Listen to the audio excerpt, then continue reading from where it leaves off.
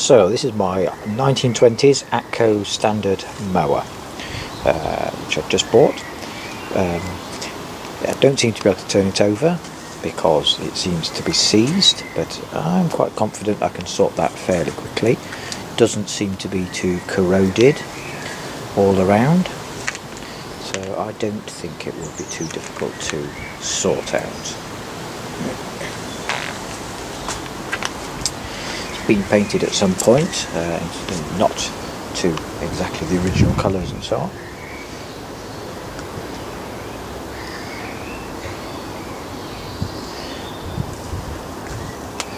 So there we go, next project. Grass boxes with it, not too bad condition for the period. Bit of rust of course, little hole, can all be sorted out. Here we go. Cutters seem to be in good condition. All the nuts seem to be quite free, the ones I've tried.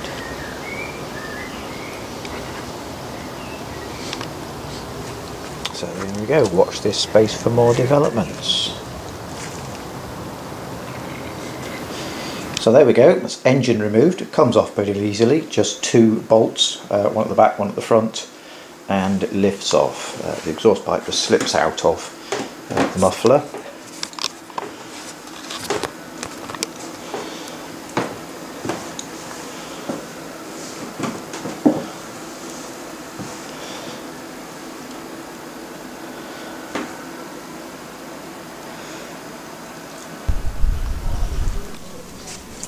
Well, after trying all sorts of ways to extract the seized piston, and it wouldn't budge at all, so what I've done now is I've mounted the engine back on the mower so I can use the mower as a support, and apply two hydraulic jacks to jack the cylinder head or cylinder barrel off the piston, and I've put the cylinder on a mount there, and this gradually got the piston moving. The first time it moved, it did it with an almighty jolt, and then gradually moving out.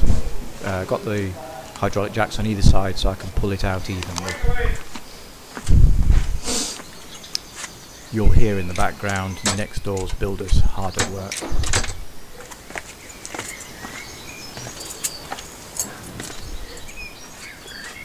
One feature of the cylinder here is that there isn't a separate cylinder head, so you can't get at the piston from above.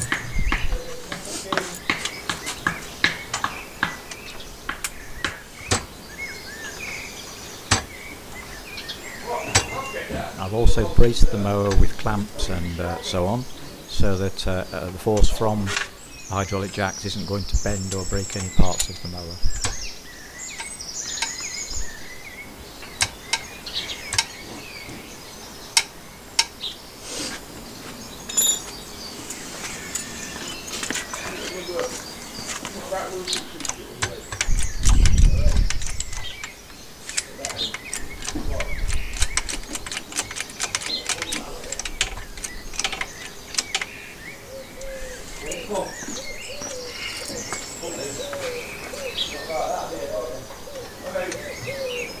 What appears to have happened is that water has got through the carburettor, and because the piston and the cylinder both steel or iron, they've corroded together to an extent.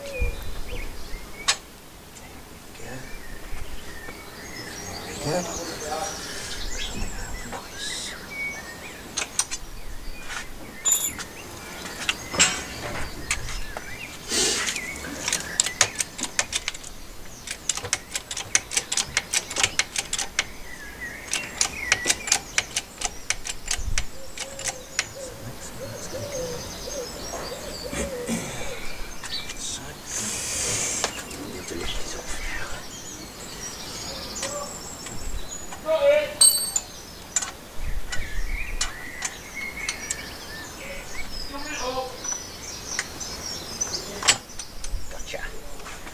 Gotcha, baby.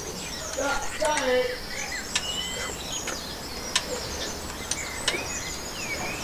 Alright.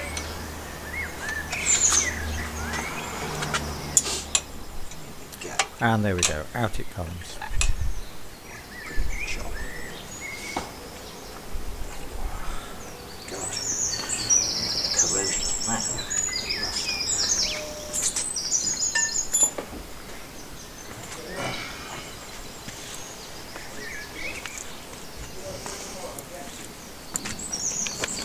So you can see the corrosion there, lubricated by all the oil that I'd put in there to try and get it moving.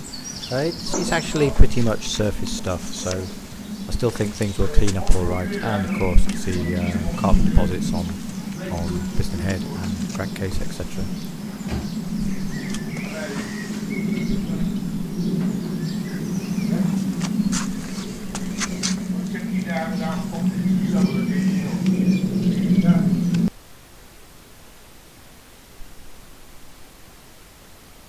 I originally thought the carburettor was made of aluminium, but in fact it's made predominantly of galvanised brass, except for the float chamber, which is galvanised steel. So it's not going to polish up as shiny as I originally thought I might get it, but there we go, cleaned up to a good degree and put back together.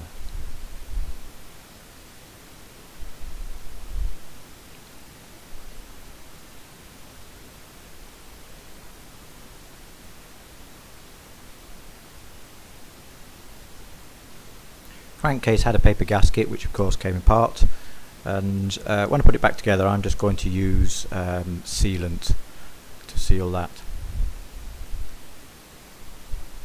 The badge on the flywheel cover, it can actually still get these, so if I want to replace the slightly damaged one, I can do that.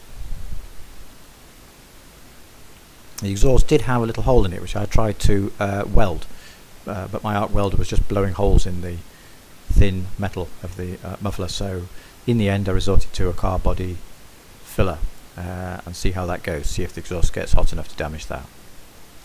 There's supposed to be a cover on the points there, but that isn't there now. I wonder if I can get one of those. Replace the little leather gasket on the end of the muffler, made one myself.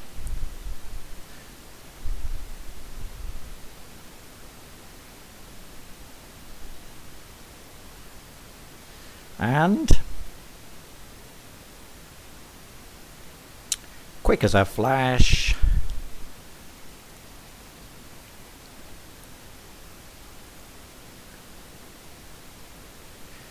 put it all back together again. Everything going back reasonably well. Sealant on. There's just two bolts basically holding the crankcases together. The other bolts that hold it together are also putting the mountings in place, so they will go on later once the cylinder and the piston are all put back on.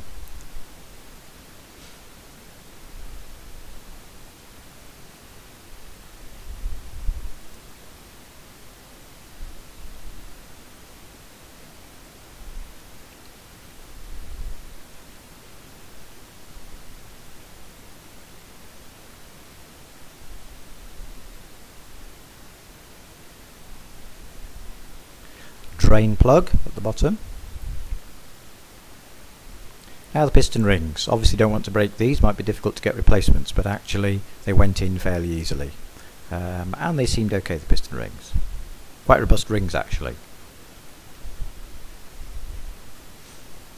Going to partially insert the piston, so it's going to be easier to attach the piston to the crank.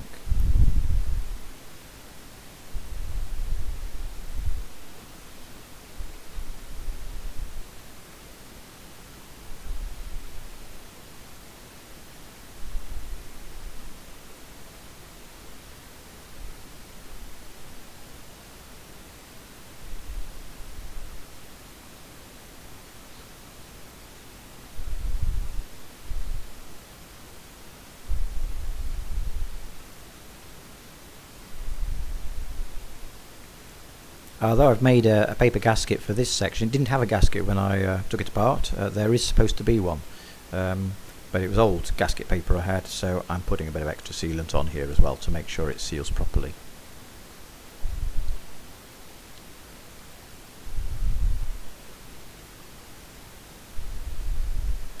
Bit of light on the job so we can see what we're doing as we fasten the piston.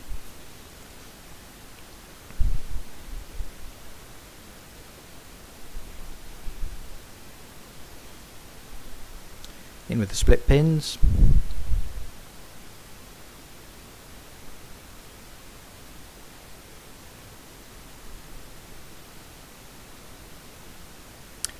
Don't have any torque settings for any of the bolts, but just go by feel.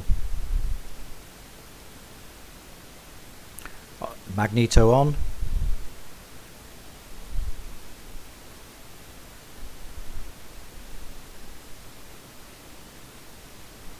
And the flywheel.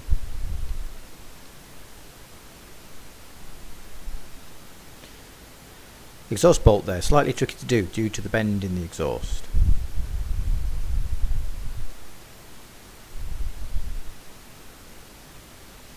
Assembling the muffler this way, because of the way the bolts go, you need to be able to fasten it from the inside and then putting the end caps on. First bolt on, so the engine's beginning to go on. Engine on and chain attached. I've just attached the one chain so I can start the engine and not going to drive the roller or the cutters as yet.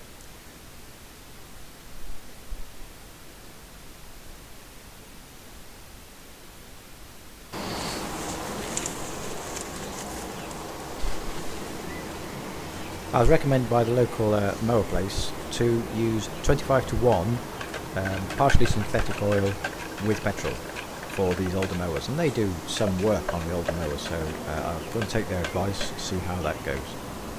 The original recommendation is 16:1, but obviously older oil, probably different characteristics.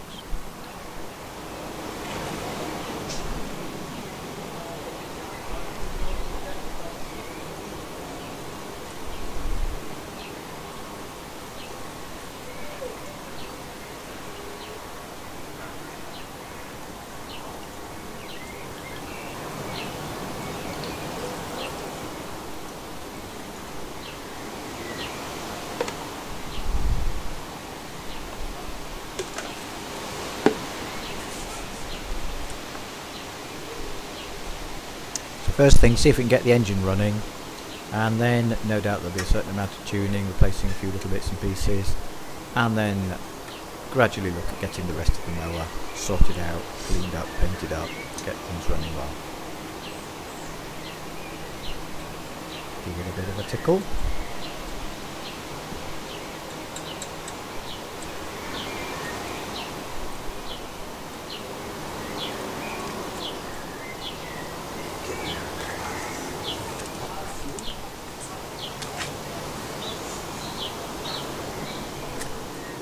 Fuel tap on and start to tint over. Well, it's fired, so it looks as it will start. I'm still using the original plug that I got with you.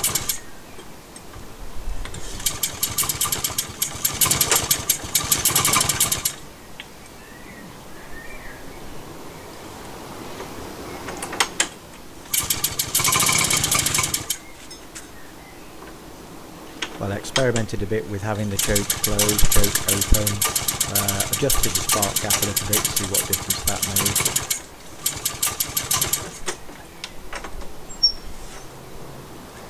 But it did take quite a while.